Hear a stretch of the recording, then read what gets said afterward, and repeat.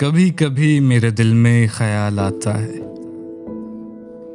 कभी कभी मेरे दिल में ख्याल आता है कि जिंदगी तेरी जुल्फों के नर्म छाँव में गुजरने पाती तो शादाब हो भी सकती थी।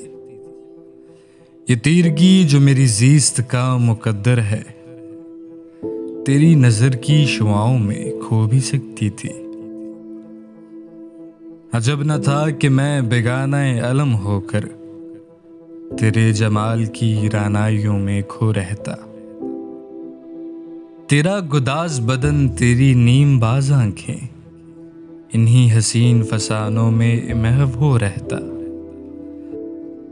पुकारती मुझे जब तलखियां जमाने की, तेरे लबों से हलावत के घूंट पी लेता। हयात चीखती फिरती बरहना सर और मैं घनेरी जुल्फों के साए में छुप के जी लेता।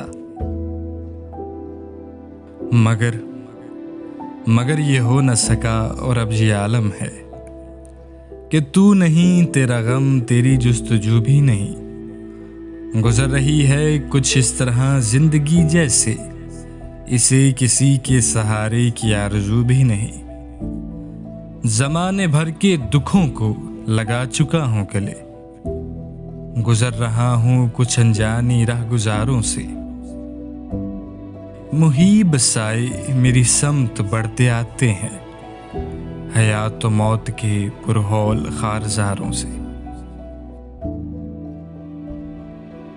न कोई जादाए मंजिल न रोशनी का सुराग, भटक रही है खलाओं में जिंदगी मेरी।